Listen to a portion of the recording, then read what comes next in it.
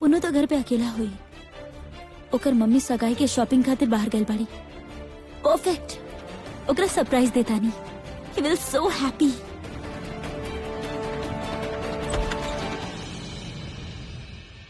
Baby तू? या baby it's me. अरे तू ना ऊ।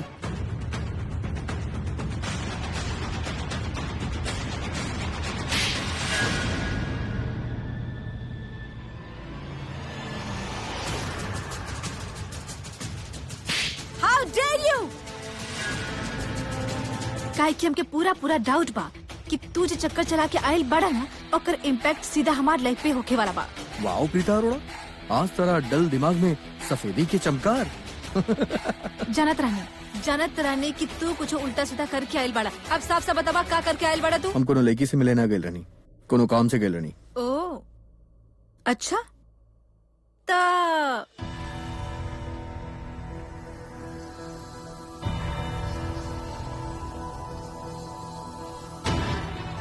कितना बार झूठा बड़ा तू।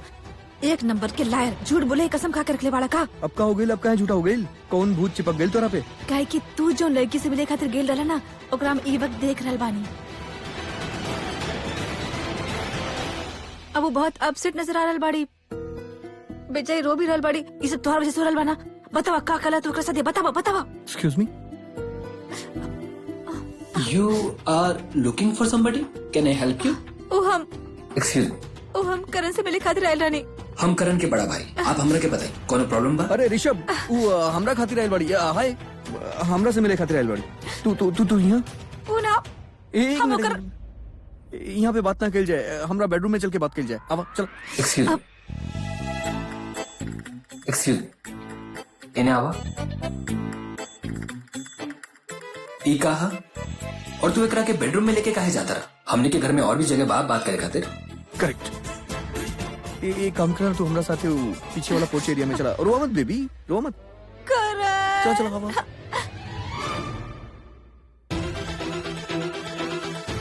बेबी हम अभी आई नहीं, रुका।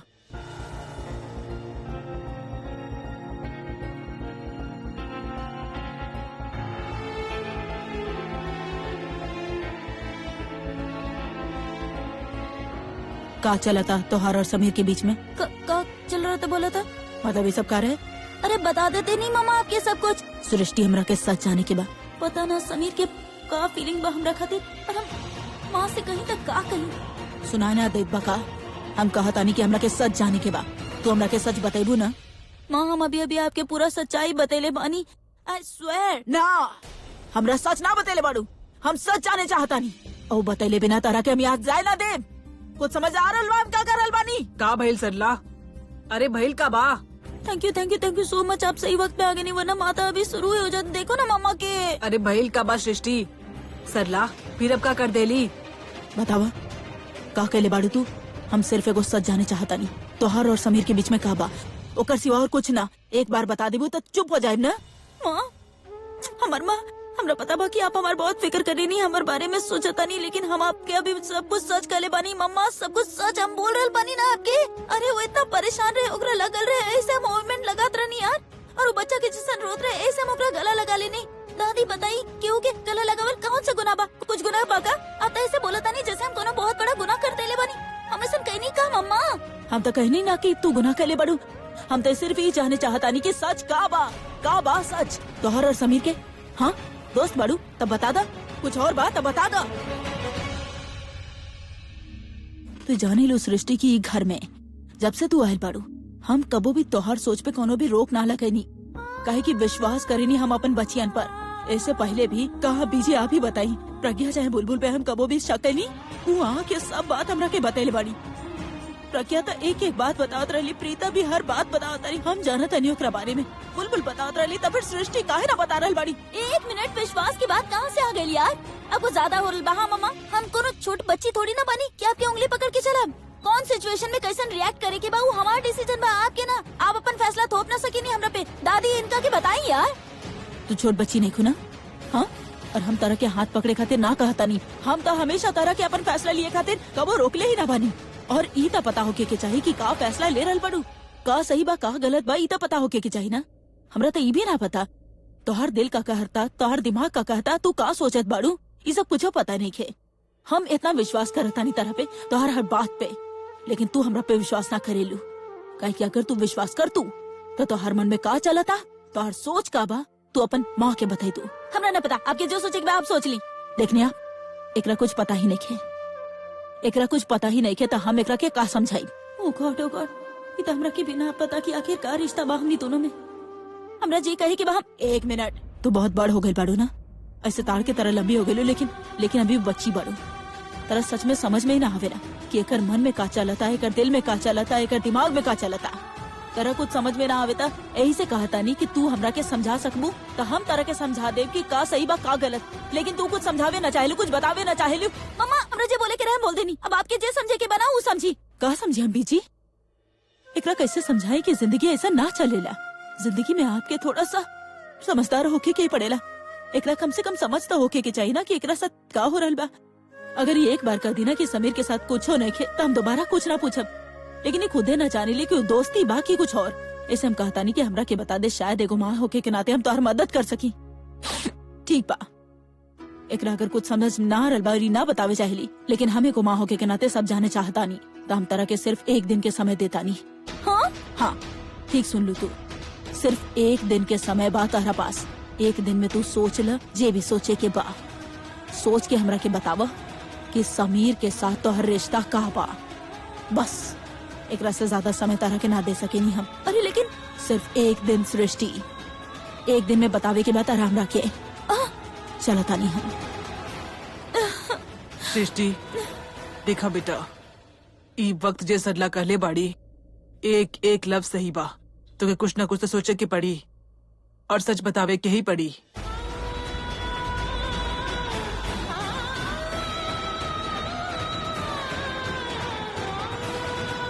यहाँ 1 सेकंड। हाँ यहाँ बैठ चल बैठा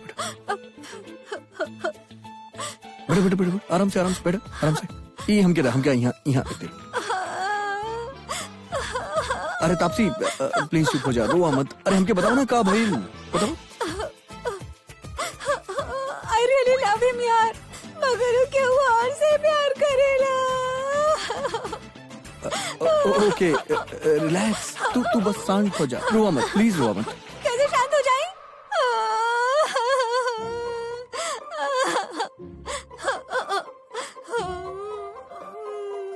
हाँ तापसी टिश्यू पेपर।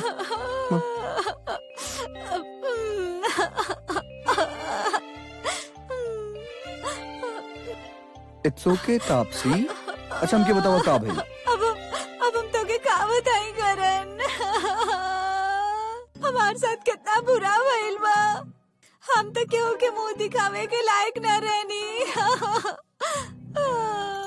हम तो केहू के लायक भी न रहनी। ना तोरा साथे वो सब कुछ हो गई जो उन फिल्म में हीरो के बहन के साथ हो खेला। नो इडियट। हाँ वो तोरा साथे कैसे हो सकेला? वो तो तेरा खातिर कोनो प्रॉब्लम ही नहीं के, तू तो वैसे कैरेक्टर में बिलीव ही ना करेलू, राइट? तो एग्जैक्टली का भेल रहे? कितना स्टॉक लेके आयल बाड़ू, रोवत ही बाड़ू ना। हमार कहे के मतलब बा कि हमार घर तनी आराम से ना, तो तू ऐसे रोवत अबू तो सबके लागी कि हम तो साथ कुछ ऐसा कहले बानी, यू नो। हाँ कहीं लोग के ऐसा ना लगे कि तू हमार बच्चा के माँ बने वाला बाड़ू ना। मतलब बच्चा कैसे हो सकेला? हमने तो कल ही मिलल बानी। पर चुप हो जा प्लीज, चुप हो जा यार। अरे चुप हो जा यार, काहे इतना रोता रू? तो के तो बस आपन फिकर बना, तो के कुछ भी फर्क न पड़ेला कि हमार दिल पे का गुजरल बा करन। So mean of you।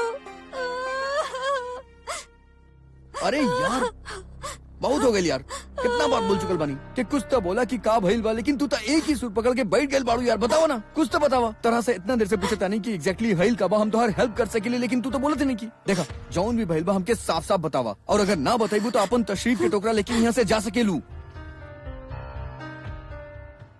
ओके हम बतावत है। सब कुछ प्लान के हिसाब से ठीक चलत रहे। हमार पृथ्वी हमार हाथ के इलाज करत रहे, जैसे जैसे हमार दर्द महसूस करत हुए। कितना प्यार से हमार इलाज करत रहे हो। आगे कंटिन्यू कंटिन्यू। फिर वो हमके बेडरूम में लेके चल गई और वो हमके ऐसा देखलस जैसे वो हमरा से बहुत ही प्यार करेला, जैसे he has so much care for me. Continue. और जब वो हमके बेडरूम में लेके गई, वो हमारा हाथ थाम लेलस, वो बहुत प्यार से, यू नो। फिर वो हमके अपन बेड की ओर ले जात रहा। फिर हम गिरे की एक्टिंग कैली और जैसे हम गिरनी, हमार पृथ्वी हमके थाम लेलस। फिर का, फिर जैसे ही वो हमके सहारा देके खड़ा कैलस, हम जान बूझ के ओकरा झप्पी दे देनी। फिर हम अपन हाथ होकर बाल में फेरनी और वो अपन हाथ हमार गाल पे रख देलस। अरे एक मिनट मैडम, हमके ना ई तोहार जितना डिटेलिंग बना रोमांटिक, एमे हमके कोनो इंटरेस्ट नहीं खे। हमके मुद्दा के बात बतावा कि तू रोइलू का है। तार पास दिल बाकी ना, फ्लो भी बतावे के पड़ेगा ना। तू तो कुछ समझ ही ना रहल बाड़ा। ओके ठीक बा, बतावा, फ्लो में बतावा, डिटेल में बतावा। तो कहाँ रहनी हम? ओकर बेडरूम, पृथ्वी के बेडरूम में रहलू। हमार मतलब बा तू बतावत रहलू कि कैसे वो ढीला ढक्कन अपन ना, हमारा मतलब बा कि पृथ्वी कैसे तहार हाथ से तहरा स्पर्श कैले रहे, तहरा हाथ के छूले रहे। हम के ओकर आँख में साफ नजर आवत रहे, जैसे हमार खातिर ही फिसल चुकल बा, ओकर दिल प्यार में पिघल चुकल बा। फिर हम शर्मामे की एक्टिंग कैनी, वो थोड़ा शाय हो गई। फिर हम ओकरा हक कैनी और वो हमके ऑलमोस्ट वापस से आ गईलस। तभी वो आ गईली। वो आ गई? क्या आ गई? अरे वो चुड़ैल जितना से हम सख्त नफरत करेनी, कहत रही कि पृथ्वी सिर्फ ओकर ही बा और क्यों की ना हो सकेला। I hate her. प्रीता तो घर पे बाड़ी। प्रीता, अरे ना, नो, अरे ओकर मंगेतर ना, वो लड़की जो आज की तारीख में ओकर करंट गर्लफ्रेंड बाड़ी। ऐसा न जितावत रही पृथ्वी पे जैसे कि पृथ्वी ओकर ही हो गई होए। आई जस्ट हेट हर यार।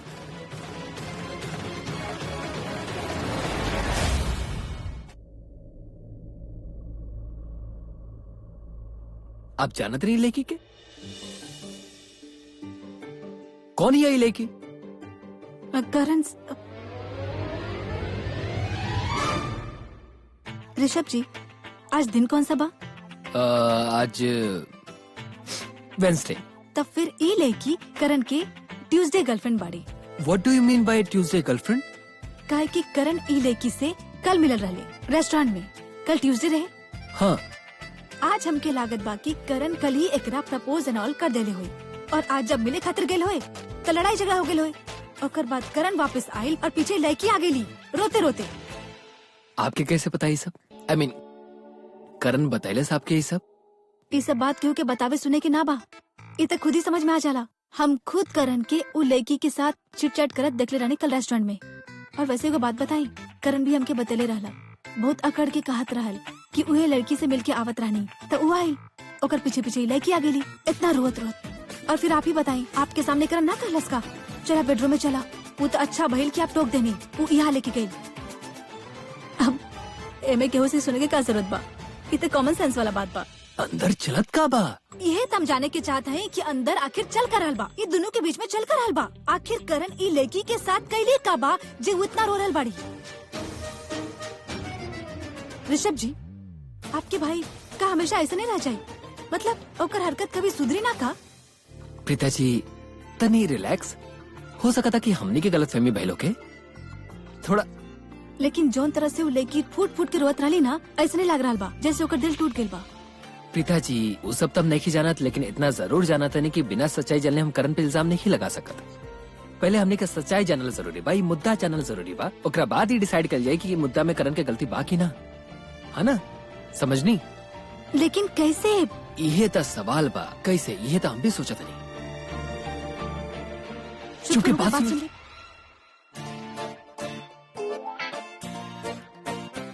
ना ना ना ना ना ना, ऐसा कैले एकदम गलत हुई। हमने कैसे कैसे कर सकते हैं प्रीता जी? दिस इज रॉन्ग। हम राइट, आप एकदम ठीक बोल रहे बानी। हम कोनो छोटा बच्चा थोड़े ही हैं। हाँ, हम तो मजाक करत रहनी। सोचा था नहीं कुछ। लेकिन जाने की तो जरूरी बाना। आखिर वो लेके इतना बेबस मजबूर होके घर पे आयल पड़ी। कुछ तो बात जरूर बा। We need to know. हम सोचा था नहीं।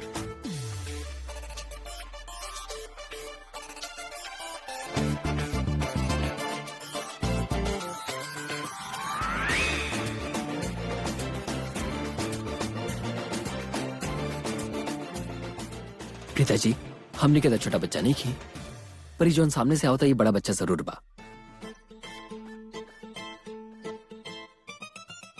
और बहुत ही प्यारा बच्चा बा। ये हमारा काम जरूर करती। Correct correct. आप बोली बोली। हमने के बड़ा बानी ना, यही से हमने की गलती नहीं की कर सकता, लेकिन एकरा के तो बेच सकता नहीं। आई एम श्योर ही करी। एग्जैक्टली।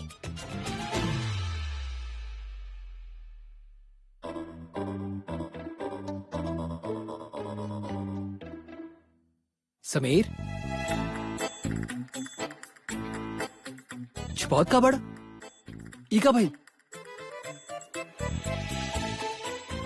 ई के मरलस तारा के फिर।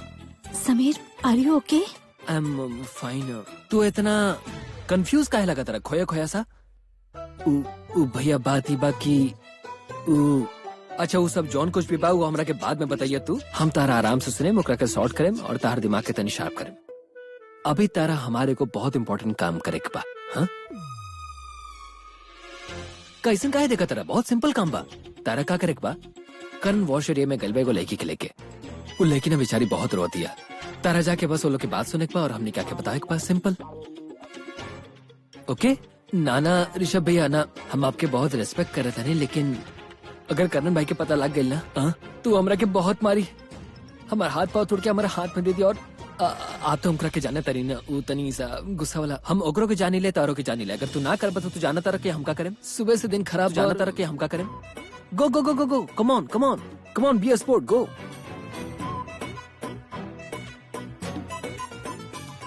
बस अभी जल्दी से आके आंखों देखा हाल बता दे। पता तो चले कि अंदर चक्कर का चल रहा बा। के रही हूँ हम तोरा से पूछा था नहीं के लड़की रही हूँ।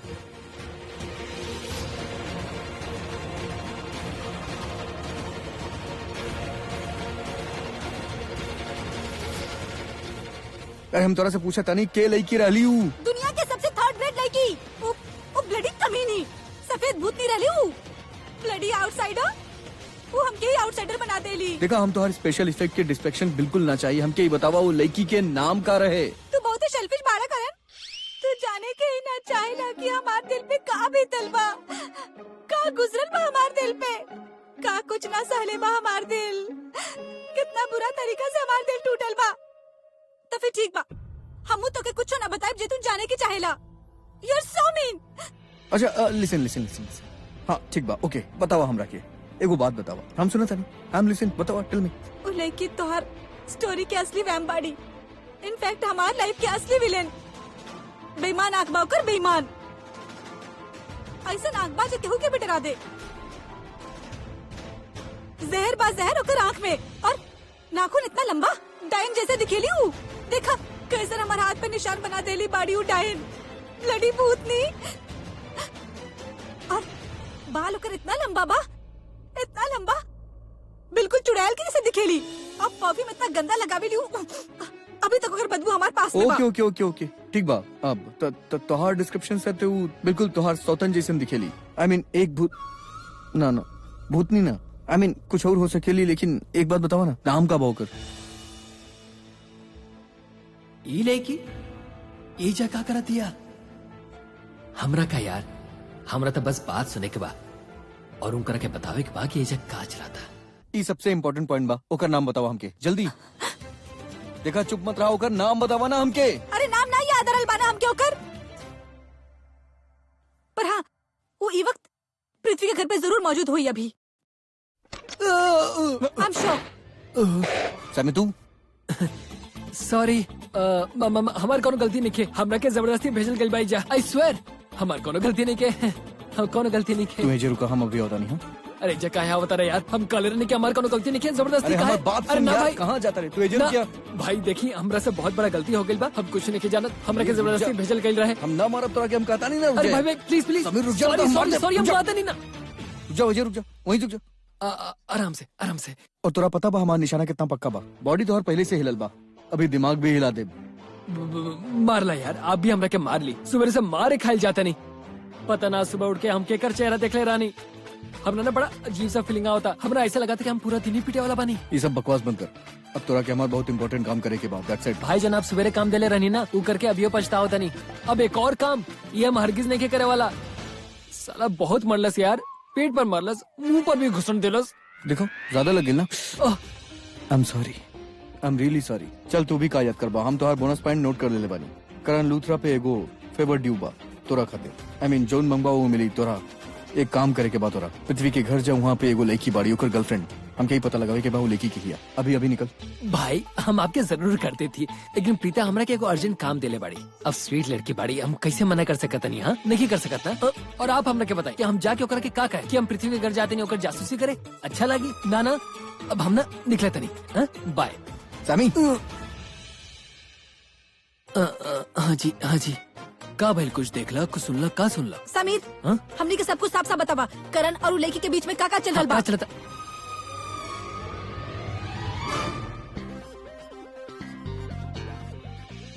हमार मतलब तू का देखला, का सुनला ऐसन की इतना परेशान नजर आलल बड़ा?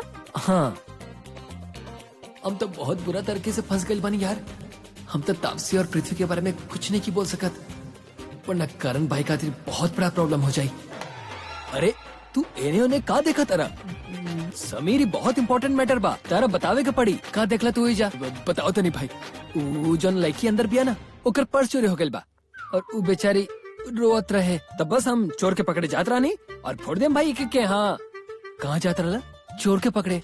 चोर तारा रूम में बा। हाँ ना ना ना ना ना, सॉरी ऋषभ भैया, आज ना हम सुबह से बहुत कंफ्यूज बानी। हमने लगा था कंफ्यूजन के मारे हमारे दिमाग के फ्यूज उड़ गई बा। I think I need some rest. Good morning. कबो कबो हमरा लागेला कि हमने के घर में परमानेंट डॉक्टर के जरूरत बा।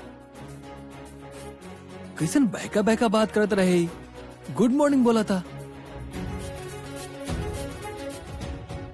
कुछ तो गड़बड़ बा।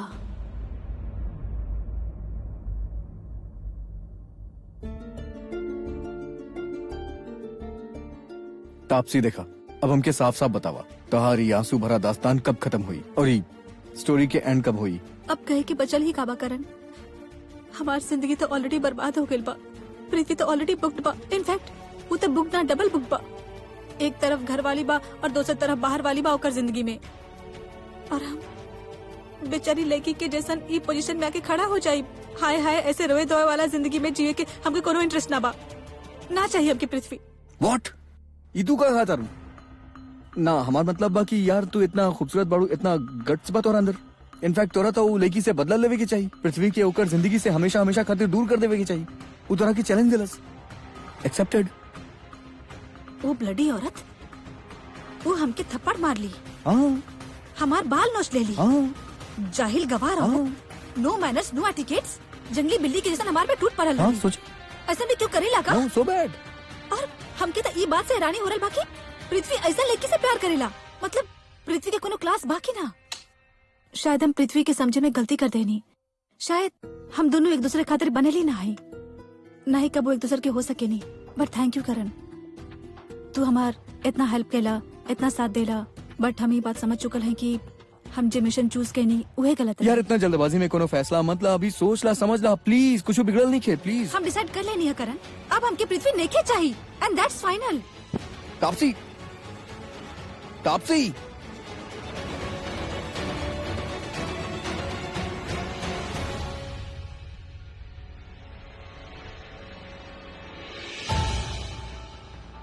ओह माय गॉड, रोवत अंदर गेल रही, गुस्सा से बाहर आ रहल बाड़ी। आई एम श्योर इ दोनों के बीच में लड़ाई बहुत बढ़ गई बा। सुनिए, एक्सक्यूज मी, हम करण के बड़ा भाई है। बस आपसे एक बात कह के चाहते नहीं कि आपके कोनो भी प्रॉब्लम होके तो हमारे साथ शेयर कर सकते नहीं। एंड ट्रस्ट मी, हम ओकरा के सॉर्ट कर दें। हाँ प्लीज, आप हमें खुल के बताएं कि करण आपके साथ कैली का बा। आई मीन आपके साथ प्रॉब्लम का हो गई बा। हम आपकी हेल्प करके चाहते हैं। देखिए, ऐसा चुप रहे से हम आपकी मदद ना कर पाए। आप प्लीज हमने के बताएं कि आखिर प्रॉब्लम का भइल बा। हम आपके रोआ देखले रहनी और हमके बहुते बुरा लागल। आई एम श्योर आपके साथ केहू कुछ तो गलत कैले बा, लेकिन आप हमनी पे ट्रस्ट कर सकत हई। हम आपके खातिर सब कुछ सॉल्व कर दे। आप हमनी के बताए कि बस आपके साथ का गलत कैले बा। आप बताई तो सही, भइल का बाप?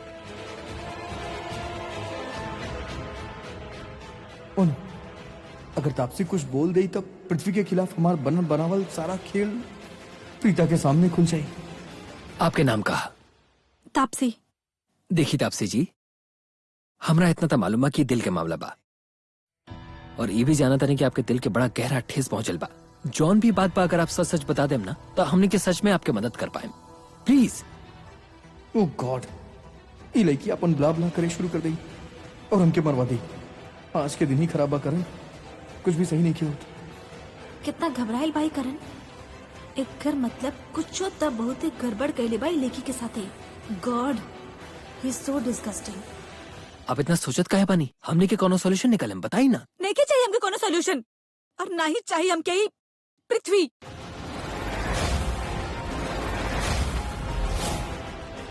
समझ में आ गई आपके?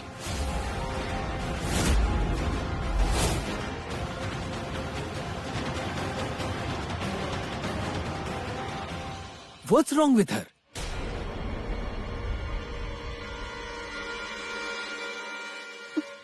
पृथ्वी? हाँ, she said पृथ्वी।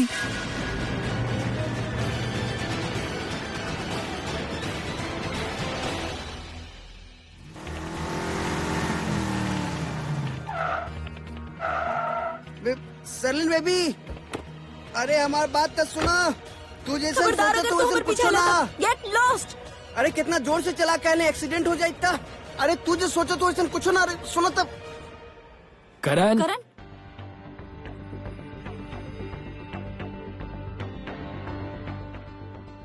वो लड़की पृथ्वी का नाम काहे ले ली? व्हाट? पृथ्वी के नाम ले लस? आई कांट बिलीव दिस यार। वो लड़की ने तनी मेंटल बाड़ी, कुछ भी बोले ली। ओकर दिमाग के तनी खिसकल बा। इससे पहले कि हमार दिमाग के खिसक जाओ, ऐसे जॉन पूछा तनी सही सही जवाब दिया। वो लड़की अभी पृथ्वी के नाम लेलस और पिताजी से ई कहलस कि पृथ्वी ना चाहिए ओकरा। का मतलब बाई कर? ओ एक्चुअली हमार ओकर ब्रेकअप भइल अभी। हाँ, अंदर पाउच एरिया में। हाँ, बहुत रोवत रहली बेचारी।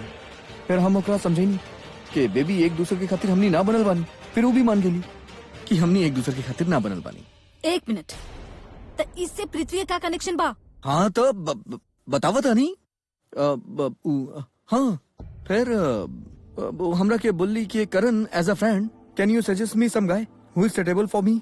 तब अभी बाड़ी ना डफर, आई मीन डॉक्टर, ये हमेशा बोलत रहेली ना कि पृथ्वी जी बहुत अच्छा बाड़े, पृथ्वी जी में ई क्वालिटी बा, पृथ्वी जी ऐसे करेले, पृथ्वी जी ऐसे हंसेले। वो बकरा बड़े, आई मीन उनका दाढ़ी बहुत अच्छा बा, उनका आंख बहुत अच्छा बा। तो हमरा दिमाग में उनकर अच्छाई भर गई।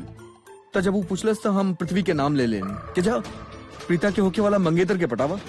अब प्रीता और पृथ्वी की जोड़ी तो ऐसे भी न जमेला। हमार मतलब हमके ना अच्छा लागल तब हम ओकर नाम लेनी सजेस्ट कर देनी। तब वैसे भी दोनों की जोड़ी बहुत जमी। तो लेकिन दिमाग के तनी क्रैक बड़ी, हम बताएंगे। तब तू लोग के सामने आके बोल देली कि पृथ्वी ना चाहिए ओकरा बस। और वैसे भी जब से वो पृथ्वी के नाम सुनली ना, हमके भी कहत रहली पृथ्वी ना चाहिए, पृथ्वी ना चाहिए। पृथ्वी नाम ही ऐसा बा, इंसान भी गंदा और नाम भी गंदा। अरे एक मिनट, तू ओकरा ई तरह से काहे? फिर से बतावा का बताई? तू सवाल पूछा तारू और हमके बहुत इंपॉर्टेंट काम बा। हमार इंपॉर्टेंट कॉल आवे वाला बा। आगे ऐसे का देखा तारू? साइलेंट मोड पे रहे phone. I take the call. Hello, आओ कोनो स्टूपिड काम में फंस गए नहीं आवत नहीं हम। ई लड़का फिर कोनो चक्कर चलावता, बात बात पे अपन मनमानी करेला और अपन ये हरकत के वजह से वापस सबके फंसाई। बेबी एक मिनट, हम हमारी बात सुनना। बेबी एक बार दरवाजा तो खोला। तू जैसे सोचो तो वैसे कुछ ना। प्लीज ओपन द डोर। अरे एक मौका था तो एक्सप्लेन करते हैं हम सब कुछ। बेबी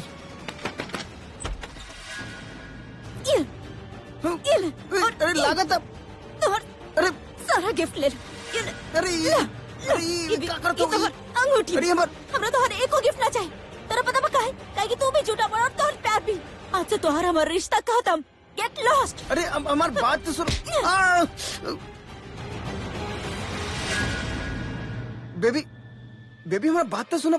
अरे इसे कोनो बिहेव करेला का यार, एक बार हमारी बात तो सुनी सुनो। क्या हमरा के कुछ का कुछ ना कहनी हम तरह खातिर, और तू हमरा के चीट कहला। हमरा के अरे हम तरह से कितना प्यार करता नहीं, और तू हमरा के ये दिन दिखला। You bloody loser. अरे ऐसा काहे बिहेव करत हो? ऐसे क्यों बिहेव करेला का? प्लीज शांत हो जा, हमारी बात तो सुनो। बेबी हम तो के सब कुछ सच सच बतावत है। जस्ट गिव मी वन। हम तोहर बीवी नहीं की, गर्लफ्रेंड बानी। अरे शांत हो जा यार, जस्ट रिलैक्स। एक बार हमारी बात सुन ला। बेबी बेबी हम तेरे से बहुत प्यार कर। तू दूर रह हमरा से। हमारा दिमाग बहुत कड़क बा। हम तोहर मुंह तोड़ दे। शांत हो जा बेबी, प्लीज ऐसा मत करा। एक मौका था था, हम तो के सब कुछ सच सच बताई। वो जब हमारे घर आयल रहे ना, वहाँ पे वो लेके ओकर अब के तापसी। तापसी बनाओ का नाम तोहर पहला प्यार। जाना तानी हम आगे बोला। हम जब अपन वर्कआउट खत्म करके जिम से बाहर निकली, तब हम देखली कि एक आदमी ओकरा हाथ से पर्स छीने की कोशिश करत रहे, और वो अपन पर्स बचावे की कोशिश करत रहे। कोनो तरह वो आदमी वो पर्स के छीन के वहाँ से भाग निकलल।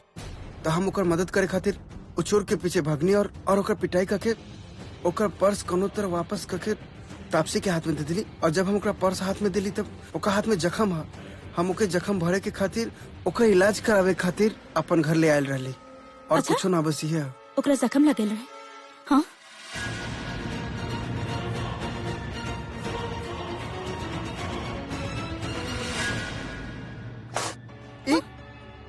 ये अपना आपके हर्ट क्या करत हो तू? अरे ऐसे ऐसे तो ऐसे फिर- पुश करे के चाहिए, लेकिन ना तू का कहला। वो तोहर गला लगली और तो ओकरा लगे देला। इनफैक्ट खुशी खुशी तो वो उठकर गला लगेला। तू ऐसा काहे ना कहला जैसे तोहर पहला प्यार लूट के आ गई। तू फिसल गईला। मानत है कि वो लेके हमारा पहला प्यार है। 2.5 साल के बाद मिलल हमरा, पर मिलते हमार तारीफ करे लागल, अफसोस जतावे के लागल कि हमके छोड़ के गए लोग जिंदगी के सबसे बड़ भूल रहे। तो कहीं ना कहीं हमार ईगो सेटिस्फाइड हो गई। हमके लगल कि एक टाइम पर जोन लेके हमके स्टॉपिड करके बोल के ब्रेकअप कैली। आज वह लेके हमरा खातिर इतना क्रेजी है कि वो अपना आपके दुनिया के सबसे बड़ स्टूपिड मानत रहे। अफसोस मनावत रहे कि ओकरा हमके छोड़ के न जाए के चाहत रहे। देखा झूठ ना बोलब, हमके अच्छा फील हुआ ओकरा बात से, लेकिन अगर ओकर मीठ बात में अगर हम कहीं न कहीं फिसल भी गली न, तब एमे तोहार गलती है। What? हमारी गलती? What the hell do you mean? Baby तू हमार हर चीज पर खोट निकाले लो, हर छोट छोट गलती पर खरी खोटी सुनावे लो, जो हमके अच्छा ना लगेला। और वो तापसी हमार तारीफ करत कर थकते ना रहे।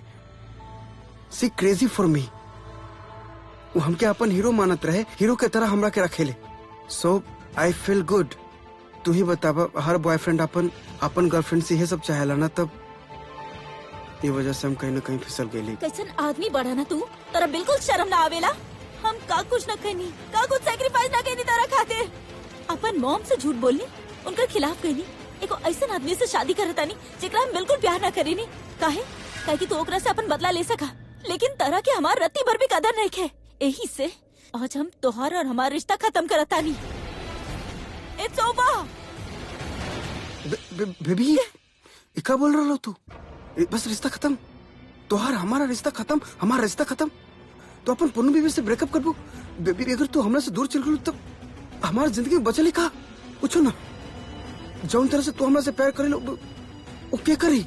काहे मारी ना वो तापसी तोहर पहला प्यार। वो तो तरह के समझे ली ना। जाओ ओकरे पास अरे जाओ। वो का समझे तो ओकरा से हमरा कोनो लेबे दे के ना। तू का समझे तो, तू का चाहत हो? हमरा खातिर सिर्फ और सिर्फ तू ही मायने करे लो। हम सिर्फ और सिर्फ तोके अपन सच्चा दिल से प्यार करेली। Trust me. एक बार हमारा आंख में देख के बोल दे कि तोके हमारा आंख में अपना खातिर प्यार ना नजर आवे लगा। हाँ, वो लड़की के बात में बस 2 मिनट के नशा रहे, पर तू तो हमार जिंदगी भर के नशा हो। तुहार प्यार ये हमार नशा। अगर हम वो लड़की के चाहते तब हम ओकरा जाए के ना देती ना, पर हम ओकरा जाए देली। हम तोहरा पीछे ये खातिर रही काहे कि हम सिर्फ और सिर्फ तोहरा से प्यार करेली। Baby I love only you. अरे ना मानी हम तोर बेबी कितना बार कही तरह से। तू ही हमार बीवी हो, तू ही हमार सब कुछ हो, काहे कि हम सिर्फ और सिर्फ तोहरा से प्यार करेली। I love you and only you. सब कुछ तू हमारा हो, छोड़ो सब कुछ हो, हमरा के। तोरे से हम प्यार कर ना छोड़ब हम तो के काहे कि हम तोरा के बहुत प्यार कर ली, ये खातिर हम तोरा के ना छोड़ब। I love you and crazy for you. हमरा से बहुत बड़ भूल हो गई, गलती हो गई, बट आई एम प्रॉमिस हम आगे से ऐसे ना कुछ कर। Trust me, I am sorry. Okay, I forgive you. लेकिन पृथ्वी, एक बात याद रखिया, हमनी दोनों एक दूसरा खातिर बनल बानी और हमनी हमेशा साथ में रहा। समझ गया तू? आई प्रॉमिस आज के बाद हम ऐसा गलती कबो ना करब। आ गईलू बेटा, आज बहुत देर कर देलू तू। हाँ दादी, वो वहाँ पर दादी के ना पैर काफी खराब रहे तो टाइम लग गई, फिर ऑटो मिले में भी टाइम लग गई। कहा हो गई? फिर से कुछ हो गई बा का? कुछ हो तो बातें कुछ और रहत ना दी। सृष्टि तू कुछ मत बोलिया, तोहर बहन के ही फैसला करे दा कि कुछ बहिल भी बा या कुछ हो ना भइल बा। एक कर मतलब माँ और बेटी में फिर से कोनो बात पे तू में हो गई। कौन बात पे उलझ गई दोनों? हम एकरा के और समीर के साथ में देखनी।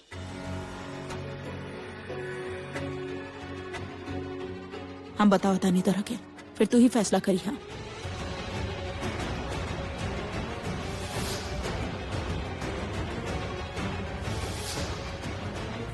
हाँ हाँ हाँ, ठीक बा। सुन लेनी आप, सुन लेनी ना। और इनका लगेला कि हमारा अफेयर चालू हुआ समीर के साथ। तू बेकार के बात मत कर। हम बेकार की बात करता नहीं ना। अब तक झगड़ा तो ये बात के बाना कि आपके लगा था कि हमारा अफेयर चला था।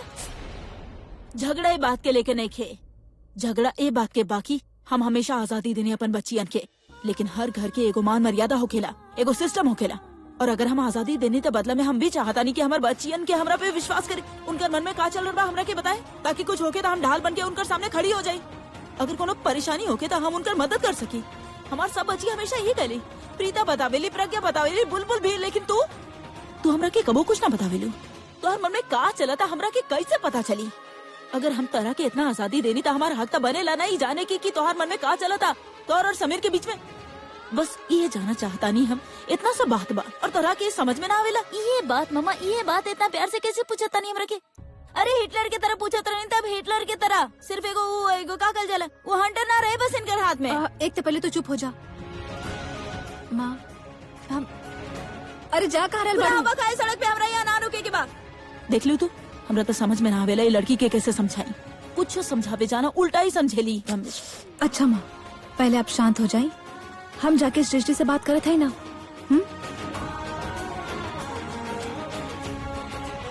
आप बताई बीची, आप ही बताई। हम कबो अपन बच्चियन के कोनो रोक लगे ले पानी, हमेशा उनका पे विश्वास ही कहनी ना। हम बस ये जाना चाहता नहीं कि ओकर मन में का पा तो कुछ गलत तो ना कहनी ना। हम सिर्फ ये जाना चाहता नहीं कि ओकर और समीर के बीच में अगर कुछ बात है, कम से कम सही तरीका से हम उनकर मदद कर सकी। ना सरला, तू बिल्कुल सही बाड़ू। अभी तक तू कुछ गलत ना कहले बाड़ू, और खामो खाई वह मत करा कि तू सृष्टि के साथ कुछ गलत कहले बाड़ू। अरे तू माँ बाड़ू, तोहार हक बनेला ही जाने के कि आखिर ओकर और समीर के बीच में चल कर हाल बा। बीची सच कही तो पता ना हमरा के कुछ डर सा लगता। काहे? कौन बात के डर बेटा? चिंता हो रहल बा कि अगर सचमुच समीर और सृष्टि के बीच में कुछ हो बा, वो दोनों एक दूसरा के पसंद करे लेता। पता नहीं, सोच के हमरा के टेंशन होता बीची। एमे टेंशन वाला कौन बात बा बेटा?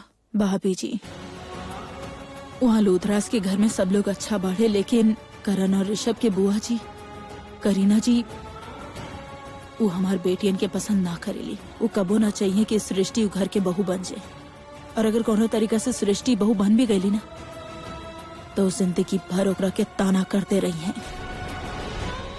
हमरा समझ में ना आवेला बीजी, हमरा सच में समझ में ना आवेला कि वो हमार बच्चियन से इतना नफरत काहे करेली।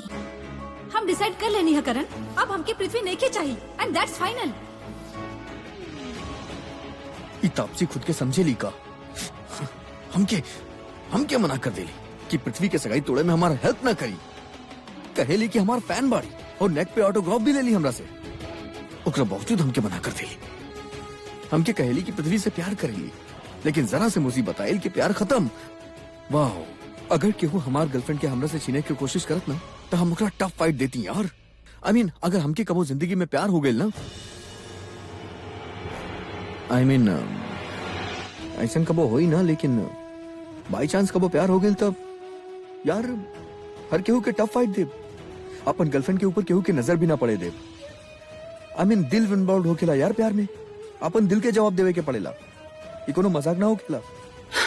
और ये तापसी के बच्ची पूरा प्लान के मजाक बना के रख देली।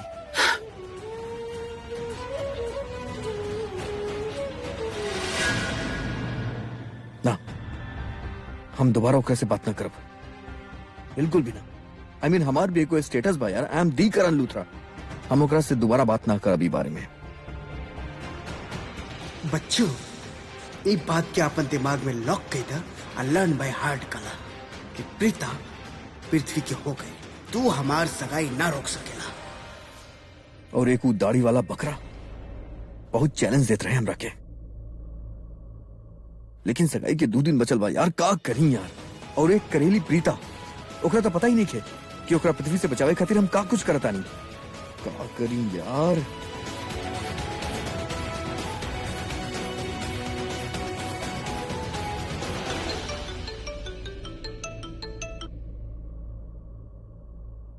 Hello hi. तापसी देखा, हमार बात तू ध्यान से सुना, ओके? सीधा मुद्दा के बात सुना, और मुद्दा के बात ई बा के पृथ्वी तोहार बा, पृथ्वी के तू डिजर्व करेलू, काहे कि तू पृथ्वी से प्यार करेलू। वो प्रीता तो उसे अरेंज मैरिज करा तारी, प्यार ना करेली ओकरा से। तापसी प्लीज ट्राई टू अंडरस्टैंड, तोहार जोन प्यार बा ना पृथ्वी के लेके, वो तोहार बहुत बड़ ताकत बा। ये खातिर प्लीज लिसन टू मी, तोड़ दा ही सगाई के। हमार बात ध्यान से सुना करण, तू ना प्यार के असली मतलब ही ना समझ ले बा। प्यार में सबसे बड़ चीज होखेला कुर्बानी, और हम अपन प्यार पृथ्वी खातिर वो कुर्बानी दे। कैसन बात करा तारू यार, तू अपन जिंदगी बर्बाद। हमके ना इस बारे में एक और लफ्ज सुने के बा करण, समझ में आगे बात होके। Good by finally. हेलो, समझे लिखा अपना आपकी तापसी, कुर्बानी दे फुट।